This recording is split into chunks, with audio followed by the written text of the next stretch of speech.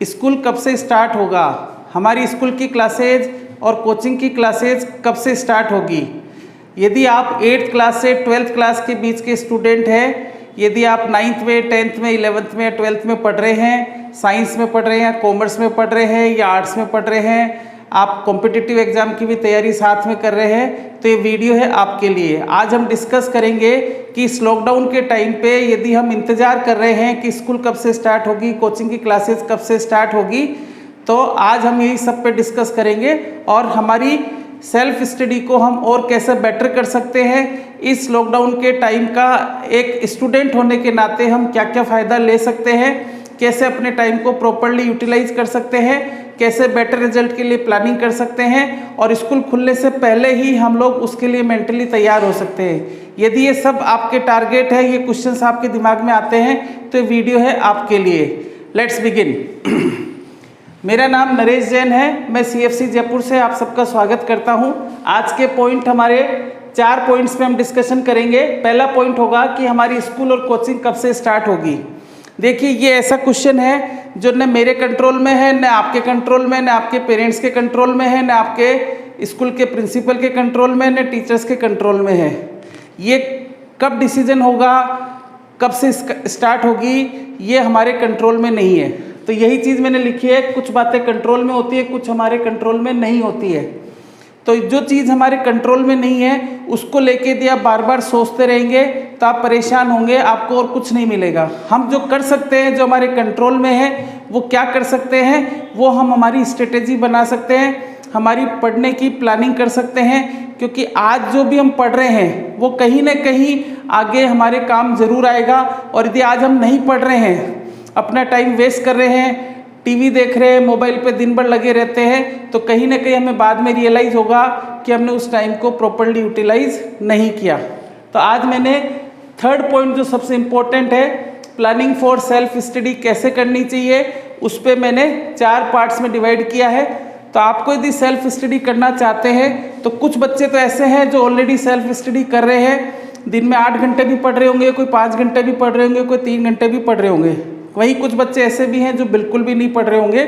तो जो भी बच्चे हो, आप जैसे भी हो, मेरा टारगेट है आपकी एफिशिएंसी बढ़े, आपकी सेल्फ स्टडी की हैबिट्स को और बेटर किया जाए। इसके लिए सबसे बेस्ट तरीका जो मैंने लिखा है, आप अपना एक रजिस्टर बनाइए जो पढ़ाई से रिलेटेड नहीं हो बट प्लानिंग से रिलेटेड हो, जिसमें हम प्लानिंग करेंगे। रजिस्टर रखें, पेन रखें, जिसमें सिलेबस के बारे में लिखें।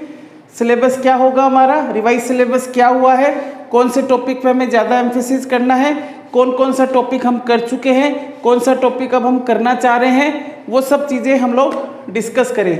मतलब रिवाइज सिलेबस आप लिखें रजिस्टर पे, राइट, रिवाइज्ड सिलेबस लिखें। जो जो टॉपिक हम कवर कर चुके हैं, टॉपिक्स कवर्ड टिल नाउ।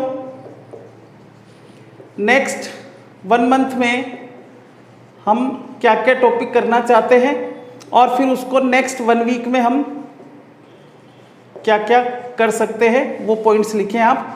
जो भी सब्जेक्ट आप पढ़ रहे हैं, चाहे आप मैथ्स पढ़ रहे हैं, चाहे साइंस पढ़ रहे हैं, या 11th 12th में है तो फिजिक्स पढ़ रहे हैं, या अकाउंट्स पढ़ रहे हैं, या इकोनॉमिक्स पढ़ रहे हैं, आप वो पॉइंट्स लिखें। और लिखने से बिलीव मी आपको बहुत क्लैरिटी आएगी। आप एक सेपरेट रजिस्टर बना लें, जरूरी नहीं है मार्केट से लाएं, आपके पास यदि रफ पेजेज है तो 10 पेजेस का एक स्टेपल कर लें और वहाँ से स्टार्ट कर सकते हैं। और उस पर लिखें, रजिस्टर पे पेन से लिखें, पेंसिल से लिखें, डिफरेंट कलर के पेन से लिखें, डेट लगाएं कि आज की डेट में हम ये प्लानिंग कर रहे हैं। फिर उसके बाद आप सब्जेक्ट्स लिखें, टॉपिक्स लिखें कि ये टॉपिक मुझे करने हैं, और फिर उस टॉपिक की डिटेल में जाएं। जैसे मान लीजिए आप मैथ्स पढ़ रहे हैं, अब मैथ्स में मान लीजिए आप क्वाड्रेटिक इक्वेशंस पढ़ रहे हैं, राइट, या मान लीजिए ट्रिग्नोमेट्री पढ़ रहे हैं, तो उसकी डिटेल में जाएं कि क्या क्या फार्मूले हैं, क्या क्या कंसेप्ट है जो मैंने पढ़ रखे हैं। यदि नहीं पढ़ रखा है तो आप उसके रिलेटेड उस टॉपिक में क्या क्या हो सकता है, जो भी प्रीवियस क्लास में आपने पढ़ रखा है उसके फार्मूले लिखें। और इस साल सोचिए क्या हो सकता है, बुक ओपन करें, एनसीईआरटी की बुक देखें, कोई रिफ्रेशर है रिफ्रेशर देखें।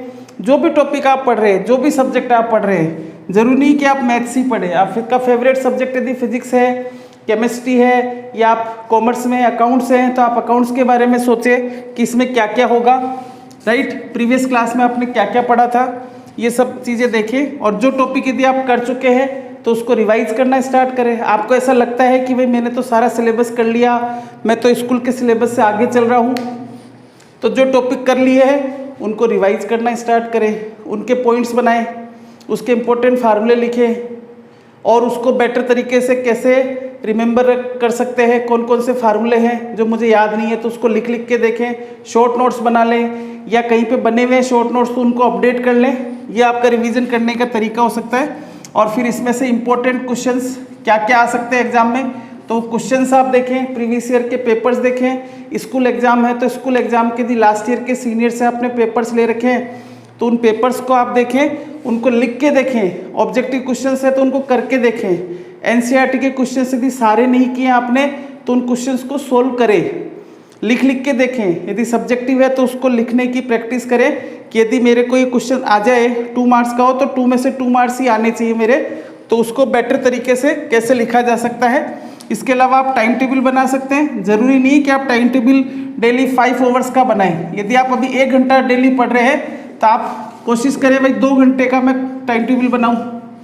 यदि 1 घंटा डेली पढ़ रहे हैं तो कोशिश करें भाई 1 घंटे से मैं 2 घंटे कैसे पढ़ सकता हूँ। 2 घंटे पढ़ रहे हैं तो 3 घंटे कैसे पढ़ सकता हूँ। 3 घंटे पढ़ रहे हैं डेली तो 4 घंटे कैसे पढ़ सकता हूँ। तो उसको बेटर कैसे कर सकते हैं उसका टाइम टेबल बनाएं। आपका जो भी रूटीन है भाई, सुबह 6 बजे उठते हैं तो 6 से 8 मॉर्निंग में बहुत अच्छी पढ़ाई हो सकती है। तो उस समय आप ऐसा सब्जेक्ट लें जो सबसे ज़्यादा डिफिकल्ट लगता हो। जब भी आप पढ़ते पढ़ते बोर हो जाए तो आप इजी टॉपिक उठा लें, उससे आपका वापस रिदम बन जाएगा, वापस चीज़ें समझ में आने लगेगी। और इस तरह का टाइम टेबल बनाएं। और लास्ट में मैं आपसे ये कहना चाहूँगा कि टॉपर्स जो होते हैं वो बोर नहीं होते, वो यहीं पे आके सेल्फ स्टडी करके, अपनी स्ट्रेटेजी बना के, अपनी प्लानिंग करके, सेल्फ कंसंट्रेट करके, डेडिकेशन के साथ, डिसिप्लिन के साथ वो पढ़ते हैं तो वो टॉपर्स बन जाते हैं। तो यदि आप भी टॉपर बनना चाहते हैं तो इन सब बातों को फॉलो करके देखिए। आई एम श्योर कि आप में डेफिनेटली इम्प्रूवमेंट होगा और आपकी अंडरस्टैंडिंग बढ़ेगी, आपकी सब्जेक्ट की नॉलेज बढ़ेगी, आपका लिखने का तरीका बेटर होगा, आपका स्कोर बेटर होगा प्रीवियस क्लास से। और फिर भी कहीं दिक्कत हो तो यहाँ हमारा नंबर लिखा हुआ है, आप हमसे फ़ोन करके मिल सकते हैं। हम आपको और बेटर कैसे हो सकते हैं इसके लिए गाइड करेंगे। Thank you so much, have a nice day.